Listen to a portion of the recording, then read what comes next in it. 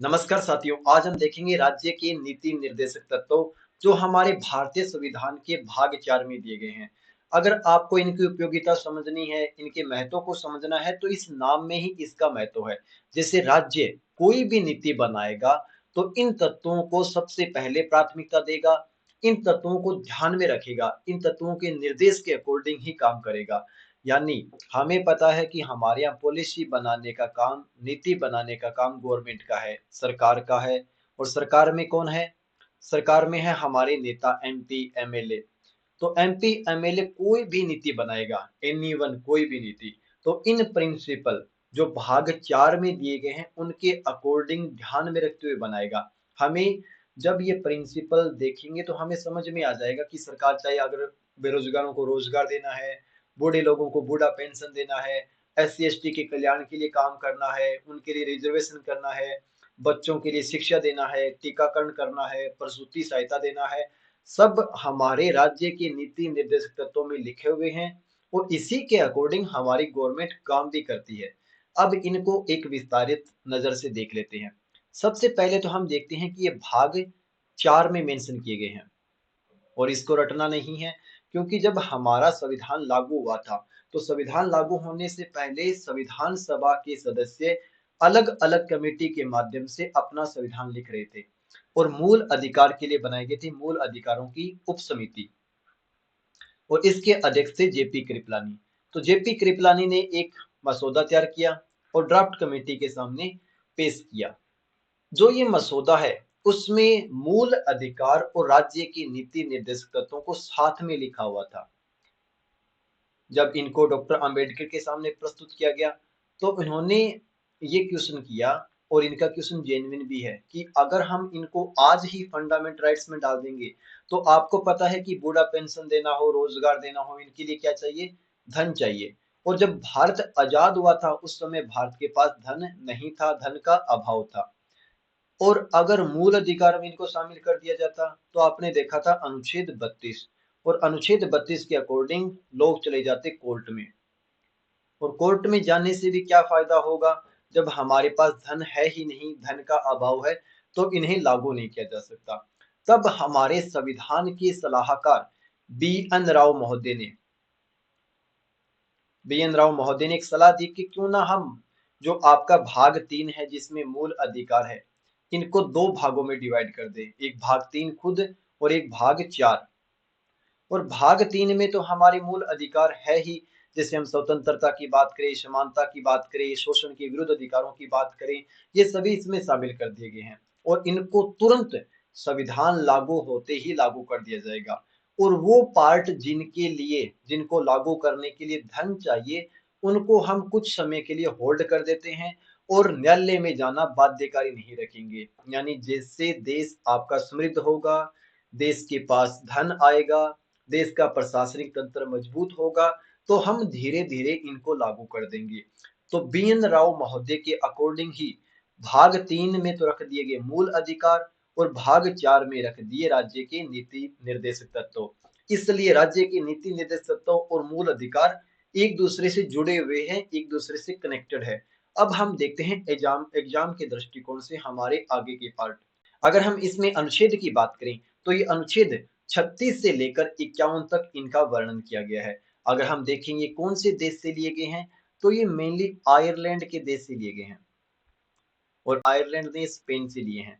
भारत ने राज्य की नीति निर्देशक तत्व आयरलैंड से लिए हैं। अब एक क्वेश्चन और, अब डॉक्टर अंबेडकर महोदय से क्वेश्चन किया गया कि महोदय आप हमें ये बताइए कि आपने बोल दिया कि ये अभी लागू नहीं करवाए जा सकते, तो लागू नहीं करवाए जा सकते, इनफोर्सेबल नहीं है, तो आप इन्हें लागू ही क्यों कर रहे हैं, संविधान में स्थान ही क्यों दे रही हैं? तब अंबेडकर महोदय ने बड़ा खूबसूरत जवाब दिया। उन्होंने बोला कि जनता के अकॉर्डिंग जनता दबाव बनाकर इसे लागू करवा सकती है। अब इसे देखिए कैसे, जनता चुनती है हमारे नेताओं को और जो भी इसमें प्रिंसिपल दिया गया है वो नेताओं को लागू करना होगा। अगर नेता इन्हें लागू नहीं करते तो सरकार को वोट नहीं मिलेगा, नेताओं को वोट नहीं मिलेगा और वो हार जाएंगे। तो हम जानते हैं कि कोई भी अपनी सत्ता को गंवाना नहीं चाहता, सत्ता खोने के डर से सभी लोग काम करेंगे। तो जहां हम देखते थे कि आर्टिकल 32 में कोर्ट के पास पावर थी और राज्य के नीति निर्देशक तत्वों में पावर आ जाती है जनता के पास, क्योंकि अगर जनता के कार्यों को नहीं करोगे, जनता की नीड्स को फुलफिल नहीं करोगे, तो जनता उस नेता को वोट नहीं देगी। वोट नहीं देगा, वो हार जाएगा, और हार के डर से, अपनी पावर को खोने के डर से वो इसे इम्प्लीमेंट करेगा। अब हम देखते हैं कि यहाँ पर जो नाम लिखा हुआ है राज्य की नीति निर्देशक तत्वों में, राज्य क्या है। सबसे पहले हम देखते हैं राज्य, जो आर्टिकल 36 में लिखा हुआ है, और इसमें दी गई है राज्य की परिभाषा। और इसमें बताया गया कि राज्य वही है जो आपके भाग 3 और अनुच्छेद 12 में परिभाषित है।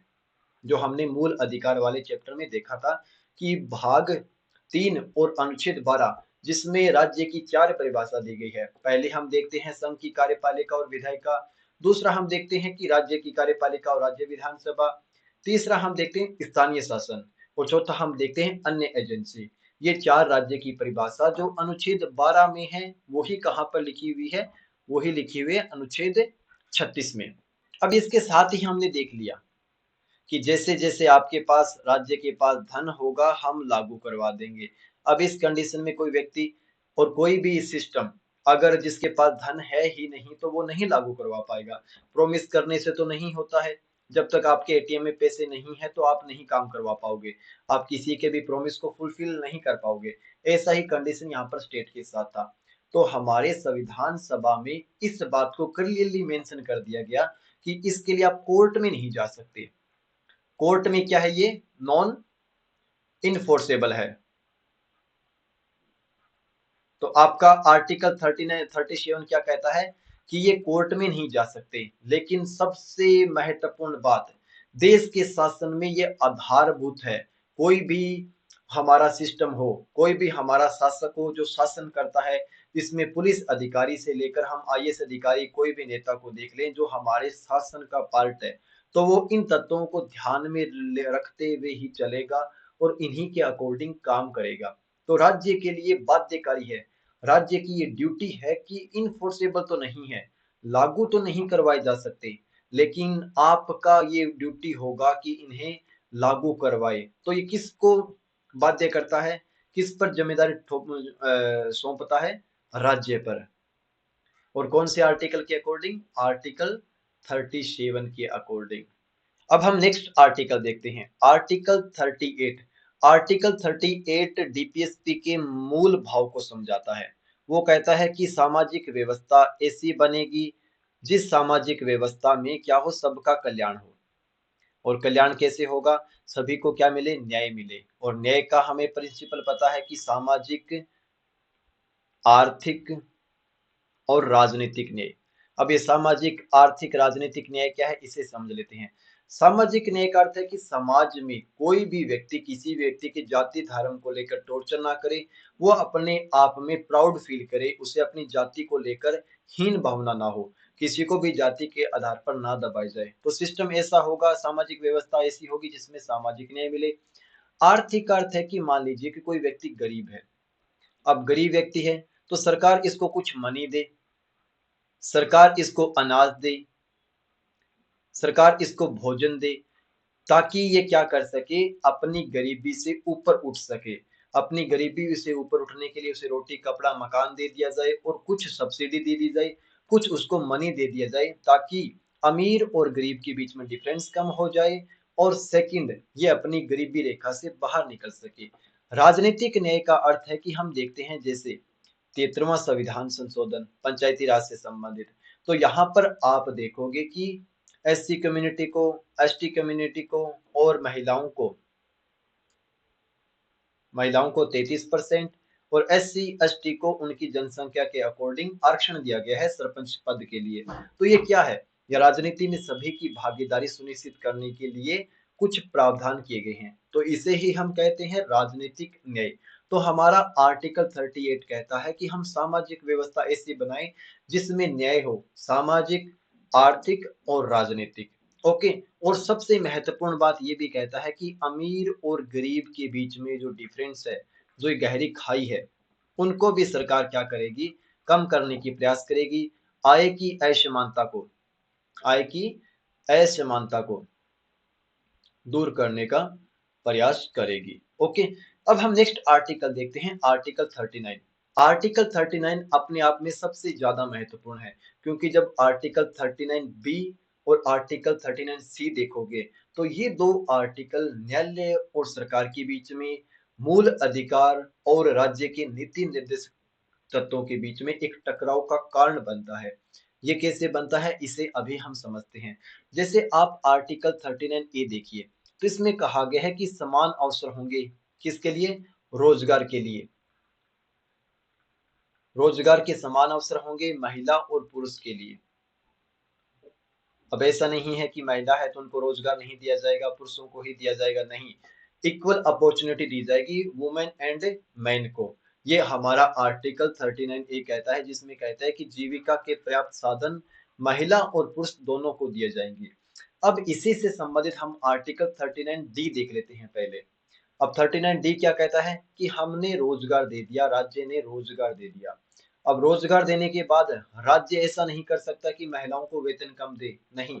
वेतन भी इक्वल ही दिया जाएगा, समान काम के लिए समान वेतन दिया जाएगा। अगर कार्य समान होगा तो वेतन भी समान होगा। जैसे आप एग्जाम्पल के तौर पर सरकारी टीचर को मान लीजिए, अब चाहे टीचर मेल हो या फीमेल हो, उनका वेतन बराबर होता है। अब ये क्यों होता है? क्योंकि राज्य सुनिश्चित करता है कि राज्य की नीति निर्देशक तत्वों में जो भी बात लिख दी गई है उसी के अकॉर्डिंग पॉलिसी बनाए। जब लिख दी गई है तो वेतन भी क्या होगा?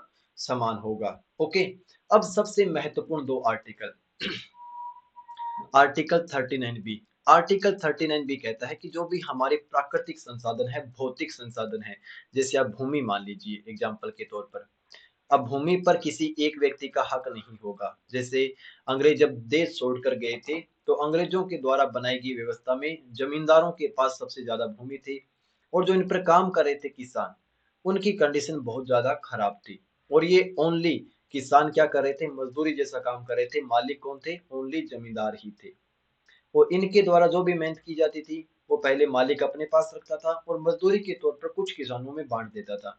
तो भूमि जो जमींदार कोई ऐसा तो है नहीं कि उनकी ही होगी हमेशा से।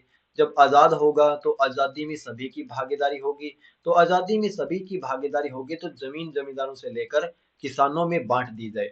यानी आपकी जो भी भौतिक संसाधन है, जमीन, खनिज, जंगल, जल, जो भी है, उनका वितरण ऐसा हो, सरकार उनका वितरण ऐसा करे कि जिससे एक व्यक्ति नहीं, पूरे समुदाय का कल्याण हो। और इसके लिए जैसे मान लीजिए कि जमींदार के पास 1000 बीघा जमीन है, अब इसका डिस्ट्रीब्यूशन ऐसा हो कि 1000 व्यक्तियों में कर दिया जाए, जिससे सभी के पास एक एक बीघा जमीन चली जाए, ताकि एक व्यक्ति का नहीं, पूरे समुदाय का, पूरे 1000 लोगों का कल्याण हो।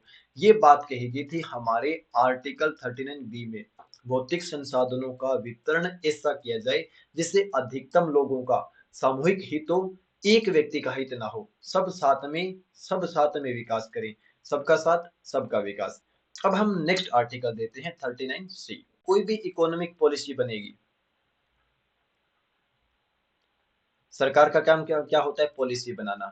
अगर पॉलिसी वो इकोनॉमी यानी मनी, धन से संबंधित बना रही है, तो ऐसा नहीं है कि सारा प्रॉफिट, सारे इंडस्ट्री अंबानी को ही दे दिए जाए, अंडानी को ही दे दिए जाए, नहीं।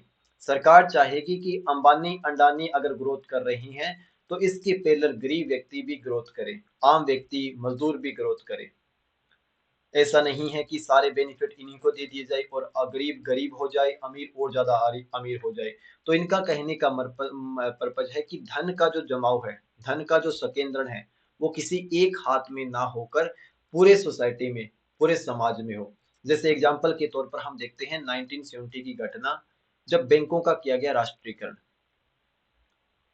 अब बैंकों का राष्ट्रीयकरण करने का पर्पस क्या था? कि बैंक पहले जो निजी हाथों में थे वो लोन उसी को देते थे जो चुकाने में केपेबल हो, यानी अमीर लोगों को। अमीर लोगों के पास पैसा पहले से था और पैसा दिया गया, उन्होंने अपनी इंडस्ट्री स्थापित की और ज्यादा अमीर हो गए। गरीबों में कैपेसिटी शायद कम होती है कि वो नहीं चुका पाएंगे, तो उनको बैंक शक की नजरों से देखता था और पैसे नहीं देता था। अब पैसे ही नहीं होंगे तो अपना छोटा मोटा इंडस्ट्री नहीं ओपन कर सकते, ओपन ही नहीं कर सकते तो हमेशा गरीब ही रहेंगे और इनके फैक्ट्री में जाके काम करते रहेंगे। तो इस कंडीशन में बैंकों का किया गया राष्ट्रीयकरण और बैंकों की संपत्ति को लेकर सरकार को दे दिया गया।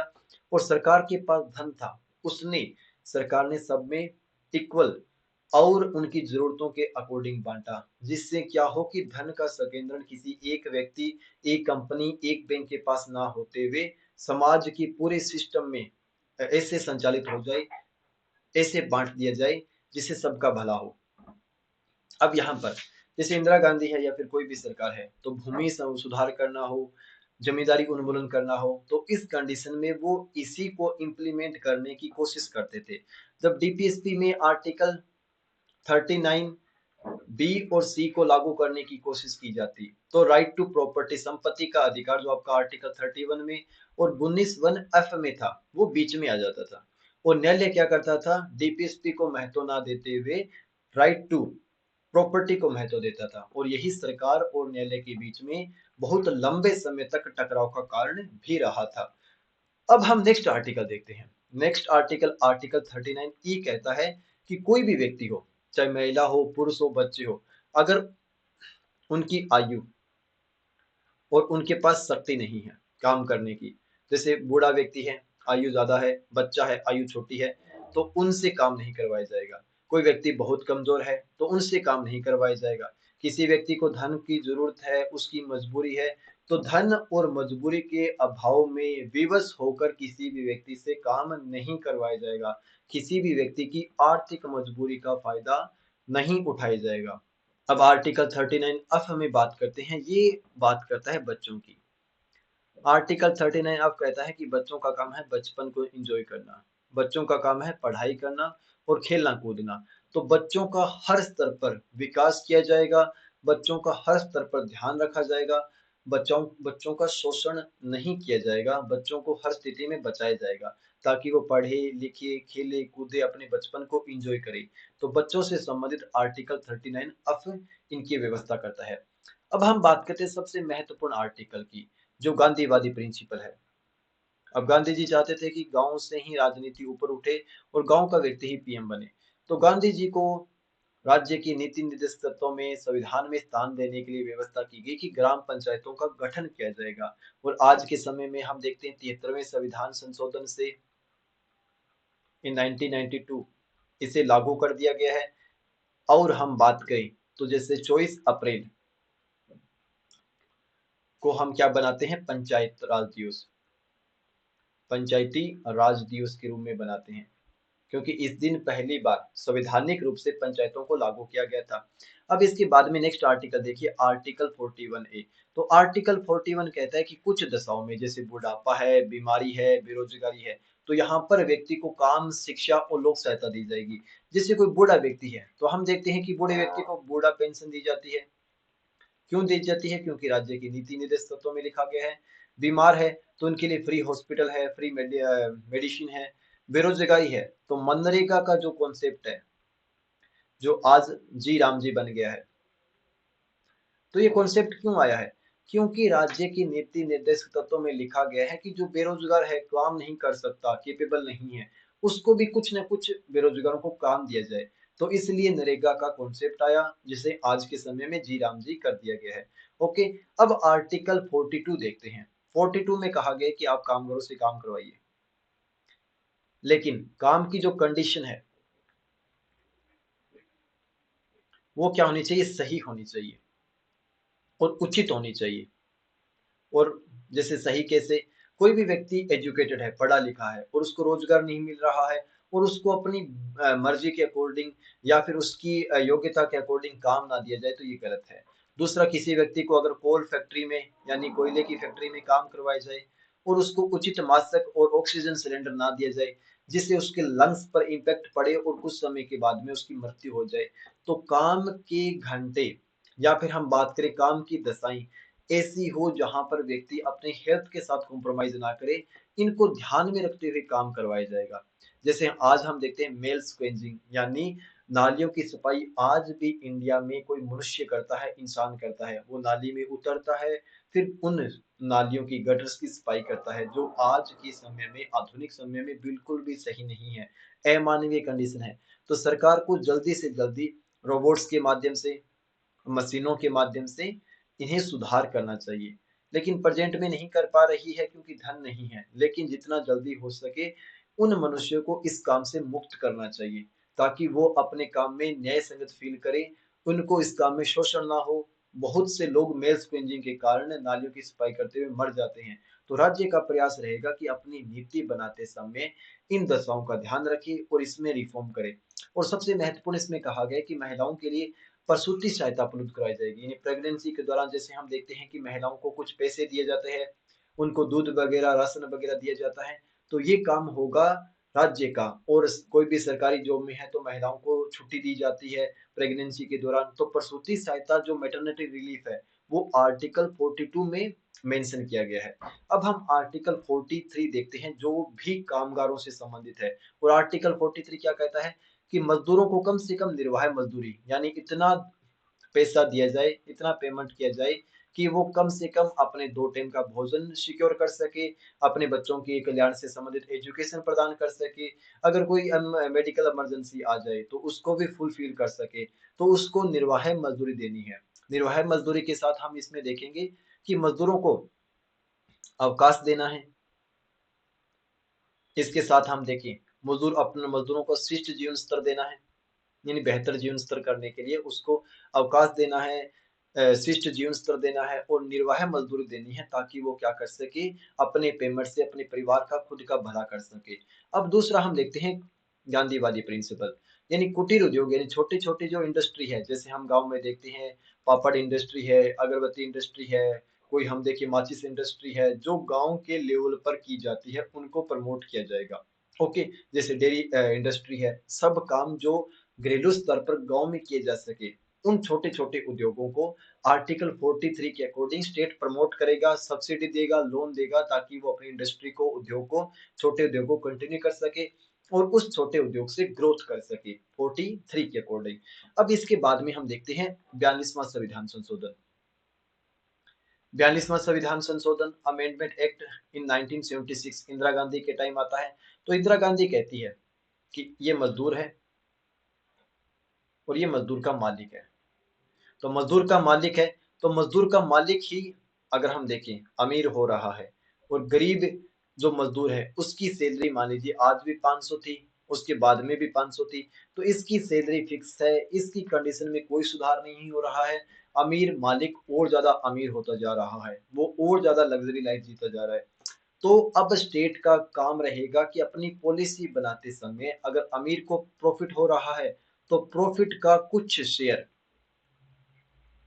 फिक्स कर दिया जाए कि जितना फैक्ट्री ग्रोथ करेगा, मालिक ग्रोथ करेगा, उतना ही उसकी मजदूर की वेतन भी ग्रोथ करना चाहिए, ताकि मजदूर को भी अपने फैक्ट्री में काम करते हुए मोटिवेशन फील हो।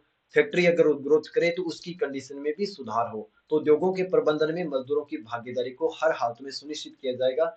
इसके लिए स्टेट क्या करेगा, पॉलिसी बनाएगा। इसके बाद में हम देखते हैं सहकारी समितियों को बढ़ावा दिया जाएगा। जैसे अमूल एक सहकारी समिति है, वैसे कोई अगर बहुत सारे सामूहिक लोग इकट्ठा होकर अपनी कोई कमेटी बना चाहे, कोऑपरेटिव बनाना चाहे, सोसाइटी बनाना चाहे, तो उस कंडीशन में स्टेट उनको लोन देगा, उनके लिए बेहतर पॉलिसी बनाएगा और वो लोग भी मिलकर अपनी ऐसी पॉलिसी बनाएंगे ताकि वो ग्रोथ कर सके। और इनके लिए ध्यान रखेगा स्टेट की हम जो भी पॉलिसी ये बना रहे हैं उनके प्रति थोड़ा लिबरल रहें, कानूनों को थोड़ा लिबरल रखें, टैक्स थोड़े कम कर दें, ताकि ये क्या कर सके, सहकारी समितियां ग्रोथ कर सके। तो इस कंडीशन में बढ़ावा दिया जाएगा आर्टिकल 43 बी के अकॉर्डिंग। इसे 97 में कॉन्स्टिट्यूशन अमेंडमेंट एक्ट 2011 के माध्यम से जोड़ा गया था। अब हम नेक्स्ट आर्टिकल देखते हैं 44 आर्टिकल। जैसे नाम से स्पष्ट है, फोर है समान है, तो समान नागरिक संहिता लागू करने के प्रयास किए जाएंगे। हम भारत में देखते हैं कि हमारे यहाँ जो कानून की व्यवस्था है, उस कानून की व्यवस्था में एक तो आपराधिक कानून है, आपराधिक कानून के साथ सिविल कानून यानी नागरिक कानून है। आपराधिक कानून में जैसे आईपीसी है, सीआरपीसी है, तो ये सभी व्यक्तियों के लिए, सभी धर्मों के व्यक्तियों के लिए बराबर है। लेकिन अगर हम सिविल कानून की बात करें तो मुस्लिम कम्युनिटी में शरीयत है, भारत में अगर हम हिंदुओं की बात करें तो हिंदू कोड बिल है।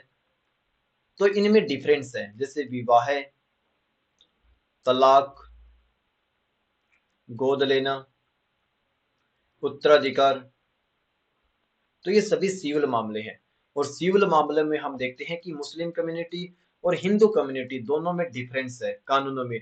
तो भारत चाहता है कि भारत के प्रत्येक नागरिक के लिए, चाहे हिंदू हो, मुस्लिम हो, सिख हो, ईसाई हो, सिविल और आपराधिक कानून एक रहे, ताकि कानून में जजमेंट देते समय न्यायालय को कोई परेशानी ना हो। जब हम भारतीय हैं तो हमारे कानून भी क्या होने चाहिए, समान होने चाहिए। कानून कम से कम धर्म से प्रभावित नहीं होने चाहिए, और समान सिविल सहायता लाने के लिए क्या करेगा, राज्य प्रयास करेगा। अब हम आर्टिकल 45 जो सबसे ज्यादा महत्वपूर्ण है उसकी बात करते हैं। आर्टिकल 45 में कहता है कि 6 वर्ष से कम आयु के बच्चों के लिए क्या किया जाएगा, उनकी देखभाल करना, यानी उनकी बाल्यावस्था, जिसे हम देखते हैं टीकाकरण है। हम देखते हैं कि बच्चों के लिए प्राइमरी स्तर पर फूड की व्यवस्था की जा रही है। इसके बाद में हम देखते हैं इनकी शिक्षा से संबंधित, हम देखते हैं आंगनवाड़ी है। तो आंगनवाड़ी जैसे प्रावधान, ये इनके टीकाकरण करना, पोलियो की इनको दवाई पिलाना, ये क्यों किया जा रहा है, क्योंकि राज्य का काम है कि जो भी 6 वर्ष से कम आयु का बच्चा है उसकी बाल्यावस्था का ध्यान रखना है और उसको प्राइमरी शिक्षा देनी है आंगनवाड़ी जैसे माध्यमों से। ओके। अब ये महत्वपूर्ण क्यों हो जाता है, क्योंकि पहले ये संविधान में नहीं था, इसे 86वें संविधान संशोधन से इन 2002 में जोड़ा गया था। इससे पहले यहाँ पर यह व्यवस्था दी गई थी 6 से 14 वर्ष के बच्चों को शिक्षा दी जाएगी, लेकिन अब आपको पता है कि ये चला गया है अनुच्छेद 21A के अकॉर्डिंग मूल अधिकार में। अब किसी भी 6 से 14 वर्ष के बच्चों के लिए शिक्षा देना अनिवार्य और निःशुल्क होगा राज्य के माध्यम से। अब अनुच्छेद 45 हो गया खाली, तो इसी समय 86वें संविधान संशोधन से 6 वर्ष से नीचे वाले बच्चों के लिए उनकी बाल्यावस्था का ध्यान रखना, जैसे टीकाकरण है, इसके बाद में पोलियो की बूथ पिलानी है, अनदर सेक्टर जो भी है, और दूसरा आंगनवाड़ी के माध्यम से या अनदर माध्यम से इनको प्राइमरी शिक्षा देने का काम अब राज्य का होगा आर्टिकल 45 के अकॉर्डिंग 86वें संविधान संशोधन से। आर्टिकल 46, आर्टिकल 46 कहता है कि जो अनुसूचित जाति, जनजाति या अन्य कोई भी कमजोर वर्ग, जैसे महिलाएं मान लीजिए, दिव्यांग मान लीजिए, जो भी इस कैटेगरी में शामिल हो सकता है, जैसे हम बात करें विधवा महिला मान लीजिए, कोई भी जो कमजोर की कैटेगरी में शामिल किया जा सकता है, उनके लिए शिक्षा की व्यवस्था करनी है, उनके लिए अर्थ यानी धन की व्यवस्था करनी है। अब कैसे की जाएगी, जैसे हम देखते हैं कि हमारा आर्टिकल 15(4) एससी के लिए, एसटी के लिए और सोशली एजुकेशनली बैकवर्ड क्लास के लिए, सामाजिक शैक्षणिक कमजोर वर्गों के लिए विशेष प्रावधान करता है पहले संविधान संशोधन से। इसी तरह 15, ये 15(4) है और ये 15(5) है। 15(5) कहता है कि इन्हीं वर्गों के लिए प्राइवेट और सरकारी दोनों शिक्षण संस्थाओं में विशेष प्रावधान किया जाएगा एडमिशन से संबंधित। क्यों किया जाएगा, क्योंकि आर्टिकल 46 में कह दिया गया एससी एसटी कोई भी कमजोर वर्ग, इनको शिक्षा देनी है, और इनको शिक्षा देने के लिए हमारे भारतीय संविधान में पहला संविधान संशोधन किया गया, और इसके बाद में हम देखते हैं 93वां संविधान संशोधन किया गया, और इसके माध्यम से लिखा गया कि हम एडमिशन देते समय, शिक्षण संस्थाओं में एडमिशन देते समय इनको प्राथमिकता देंगे, इनके लिए सीटें रिजर्व रखेंगे। धन से संबंधित हम बात करें तो कोई भी बूढ़ा व्यक्ति है, कोई एससी एसटी कम्युनिटी है, तो इनको पीडीएस के माध्यम से अनाज देना हो, इनको फॉर्म फीस में सब्सिडी देना हो, तो बहुत सारी रियायतें इनके लिए की जा सकती है, जैसे महिलाओं के लिए बस की टिकट कम करना हो। तो ये सभी किसमें शामिल होंगे, कमजोर वर्गों के लिए आर्थिक रूप से इनके लिए क्या किया जाए उसमें शामिल होंगे। तो आर्टिकल 46 मेनली बात करता है एससी एसटी और दुर्बल वर्गों के शिक्षा और अर्थ से संबंधित कल्याण की। अब हम बात करते हैं आर्टिकल 47। अब बात आएगी खाने की, भोजन दिया जाए, और भोजन कैसा हो, उचित पोषाहार वाला हो, जिसमें प्रत्येक न्यूट्रिशन हो, प्रोटीन, विटामिन, आयरन सब चीज शामिल हो, यानी भोजन होना चाहिए उचित पोषाहार वाला, जिसमें सारी न्यूट्रिशन होनी चाहिए, प्रोटीन, विटामिन, आयरन जो भी होते हैं।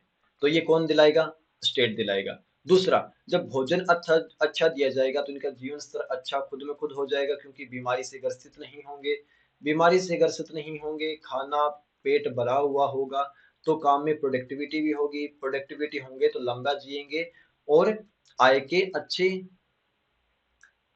सोर्स जनरेट कर पाएंगे। दूसरा, अब बात कर रहे हैं कि खाना भी दे दिया, अच्छा जीवन स्तर भी कर दिया, लेकिन अच्छे जीवन स्तर करने के लिए सबसे महत्वपूर्ण है कि व्यक्ति को जो भी नशीले पदार्थ है, मेनली अल्कोहल की बात करें, तो इन पर रोक लगानी होगी। सरकार खाना भी दे दे, जीवन स्तर भी बेहतर कर दे और व्यक्ति शाम को ड्रिंक करे, तो ये थोड़ा तार्किक नहीं है। इसलिए स्टेट ये भी सुनिश्चित करेगा कि प्रत्येक राज्य में नशीली दवाएं और शराब पर रोक लगाई जाए, ताकि घर में घरेलू हिंसा ना हो। जो धन वो कमा कर लेकर आया है वो बच्चों की शिक्षा पर और स्वास्थ्य पर खर्च किया जाए, ना कि शराब पर खर्च किया जाए। तो स्टेट कोशिश करेगा कि शराब बंदी की जाए, क्योंकि जैसे गुजरात में है, पहले नीतीश कुमार ने बिहार में करने की कोशिश की थी, लेकिन राजस्थान में इसलिए नहीं किया जा सकता क्योंकि भारत में राजस्थान में अगर हम टैक्स की बात करें तो अधिकतम जो उनको रेवेन्यू जनरेट होता है वो शराब से ही होता है। लेकिन जब भी देश केपेबल होगा, देश के पास अन्य माध्यम से धन आएगा तो वो शराबबंदी करेगा, आर्टिकल 47 के अकॉर्डिंग। अब नेक्स्ट आर्टिकल देखिए, नेक्स्ट आर्टिकल में हम देखते हैं कि कृषि और दूसरा है पशुपालन। अब कृषि और पशुपालन को वैज्ञानिक और आधुनिक तरीके से करना होगा। अब वैज्ञानिक और आधुनिक तरीके से कैसे? जैसे आज हम ट्रैक्टर की बात करें, अगर हम बात करें सिंचाई से संबंधित ड्रिप सिस्टम की या फुहारा सिस्टम की, अगर हम बात करें आजकल हाइब्रिड बीज की, अगर हम बात करें आज उर्वरक की, यानी हरित क्रांति के बाद हमने हर सेक्टर में देखा है कि कृषि में आधुनिक और वैज्ञानिक पद्धति का यूज किया गया है। हमने बीज में, सिंचाई के माध्यमों में, ट्रैक्टर के माध्यम से, अत्याधुनिक मशीनों के माध्यम से कृषि को बढ़ाने की हर पुरजोर कोशिश की है। दूसरा, अगर हम पशुपालन की बात करें तो पशु ऐसे होने चाहिए, पशुओं की नस्ल में सुधार किया जाना चाहिए ताकि दूध उनका अधिक हो, और दूध अधिक होगा तो गांव के लोगों के पास मनी अधिक आएगा, तो इनका भी क्या होगा? कल्याण होगा। तो स्टेट प्रयास करेगा कि कृषि और पशुपालन को आधुनिक बनाया जाए, वैज्ञानिक बनाया जाए, ताकि अधिकतम आय जनरेट की जा सके इन रूरल एरिया में। दूसरा, जो भी पशु है जिनका आर्थिक यूज है, जैसे हम बात करें गाय है, जैसे हम बछड़े की बात करें उससे बैल है, खेत जोता जा सकता है, तो जो भी पशु जो आर्थिक रूप से महत्वपूर्ण हो इनका वध नहीं किया जाएगा और इनकी नस्ल में किया जाएगा सुधार। ये बात कही गई है आर्टिकल 48 में। अब आर्टिकल 48 में कृषि तो हमने देख लिया, जैसे हम बात कर लीजिए कपास है, चना है, सरसों है, जो पौधे हैं, लेकिन उन पौधों के लिए जो जंगलों में है, जो जंगल है, तो उन वृक्षों के संरक्षण के लिए भी स्टेट क्या करेगा? प्रयास करेगा। वो पशु जो दूध देते हैं आपके लिए यूज है उनका तो आपने संरक्षण कर लिया, लेकिन वो जो जंगली है, वन्य जीव है, उनका संरक्षण कौन करेगा?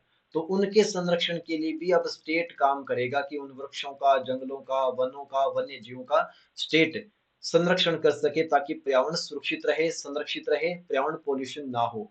ये जोड़ा गया था 42वें संविधान संशोधन से। 42वें संविधान संशोधन से वन और वन्य जीवों के संरक्षण की बात की गई है, पर्यावरण के संवर्धन की बात की गई है, क्योंकि हमने इनसे संबंधित तो हम काम कर लेंगे क्योंकि इनसे तो मनी धन जनरेट हो रहा है, लेकिन वो जो ओवरऑल सभी के लिए महत्वपूर्ण है, पूरे समाज के लिए, पूरे देश के लिए, पूरे विश्व के लिए महत्वपूर्ण है, उनका भी संरक्षण किया जाना चाहिए। और इनका संरक्षण कैसे होगा? स्टेट करेगा। और कौन से अमेंडमेंट से किया गया है? 42nd अमेंडमेंट के माध्यम से, 48A आर्टिकल जोड़कर। अब हम देखते हैं अनुच्छेद नेक्स्ट। अनुच्छेद 49 में कहा गया है कि जो राष्ट्रीय धरोहर है, इन जो आपकी कोई भी इमारत है, कोई भी आपकी वस्तु है, कोई भी आपका स्थान है, उनका संरक्षण करना है। जैसे हम ताजमहल बात कर ले, इंडिया गेट की बात कर ले, लाल किले की बात कर ले, कुतुब मीनार की बात कर ले, ये जो भी धरोहर है, जैसे किसी भी म्यूजियम में आप कोई भी वस्तु, जैसे तलवार है, किसी की गन है जो बहुत पुरानी है और हमारे राष्ट्रीय सम्मान का प्रतीक है, तो उनको हमेशा क्या रखा जाएगा? सुरक्षित रखा जाएगा राज्य के माध्यम से। इसलिए कोई भी धरोहर है, कोई भी दुर्ग है, कोई भी इमारत है, कोई भी किला है, उस पर स्टेट खर्च करती है और उसकी बार बार मरम्मत कराती है ताकि आने वाली पीढ़ियों के लिए वो इमारतें कंटिन्यू रहे।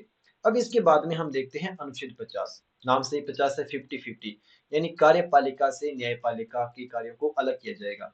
कार्यपालिका मान लीजिए जैसे पुलिस है, पुलिस ने किसी व्यक्ति को कर लिया अरेस्ट, अरेस्ट करने के बाद में इसी ने इसको सजा सुना दी, तो मान लीजिए पुलिस निष्पक्ष नहीं है, अरेस्ट पुलिस ने किया है, सजा ही ये सुना रही है, तो इस कंडीशन में क्या है? अन्याय होने की संभावना रहती है। तो कार्यपालिका को न्यायपालिका से अर्थ अलग किया जाएगा। तो पुलिस का काम है अरेस्ट करना और उसके बाद में सजा देना सबूतों के आधार पर या फिर उसको फ्री कर देना। तो ये काम होगा आगे न्यायालय का। तो ताकि कार्यपालिका न्यायपालिका के कामों से अलग रहे और न्याय मिल सके लोगों को, इसको सुनिश्चित किया जा सके, इसलिए अनुच्छेद 50 में कहा गया कि कार्यपालिका न्यायपालिका के कामों से पृथक रहेगी। 50-50 से आप समझ सकते हो कि पृथक्करण की बात है आर्टिकल 50 में। ओके, नेक्स्ट आर्टिकल देखते हैं। अब हमने अपने देश की बात कर ली, देश के लोगों के कल्याण की बात कर ली। अब हम चलेंगे अंतरराष्ट्रीय स्तर पर, विदेश लेवल पर। विदेश, इसमें कहा गया है अनुच्छेद 51 में, इसमें कहा गया कि कोई भी मैटर होगा उसे हम शांति से और सबकी सुरक्षा के लिए हम सुनिश्चित करेंगे। जैसे भारत किसी पर भी हमला नहीं करता है। क्यों नहीं करता? क्योंकि वो वसुदेव कुटुंबकम की नीति पर चलता है, जो सभी पूरे विश्व को क्या मानता है? अपना परिवार मानता है। तो भारत की हमेशा से ही पॉलिसी रही है कि वो किसी पर हमला नहीं करेगा, वो पूरे विश्व में शांति और सबकी सुरक्षा के लिए काम करेगा। दूसरा, वो सभी का रेस्पेक्ट करेगा, सभी का सम्मान करेगा। तीसरा, अगर ऐसा हो जाता है कि युद्ध हो जाए तो उस कंडीशन में अगर उसके पास मध्यस्थता का ऑप्शन है तो वो मध्यस्थता से ही उस विवाद को क्या करेगा? सोल्व आउट करेगा। तो वो और सभी, कोई भी संधि हुई है, जैसे हम बात कर ले यूएनओ की बात कर ले, वर्ल्ड बैंक की बात कर ले, आईएमएफ की बात कर ले, या फिर हम कोप सम्मेलन की बात कर लें, या फिर G20 में जो भी ट्रीटी जो अंतरराष्ट्रीय स्तर पर हुई है उनका रेस्पेक्ट करेगा, उन्हीं अंतरराष्ट्रीय कानूनों के अकॉर्डिंग काम करेगा, उनका उल्लंघन नहीं करेगा और सबको इसके लिए कन्विंस करेगा कि हमें अगर पूरे विश्व में सुरक्षित रहना है तो हमें अंतरराष्ट्रीय कानूनों को मानना होगा और उसी के अकॉर्डिंग हमें चलना होगा। भारत इसको काफी गंभीरता से लेता है। जैसे हम बात करें एग्जाम्पल के तौर पर कि 1948 में पाकिस्तान ने भारत पर हमला कर दिया और पाकिस्तान ऑक्यूपाइड कश्मीर बन गया, लेकिन भारत ने हमले को प्राथमिकता न देते हुए यूएनओ में जाना चुना। यूएनओ में जाने से गलती ये होगी कि यूएनओ ने भारत का कुछ हद तक फेवर नहीं लिया और आज तक पीओके हमारे लिए सरदर्द बना हुआ है।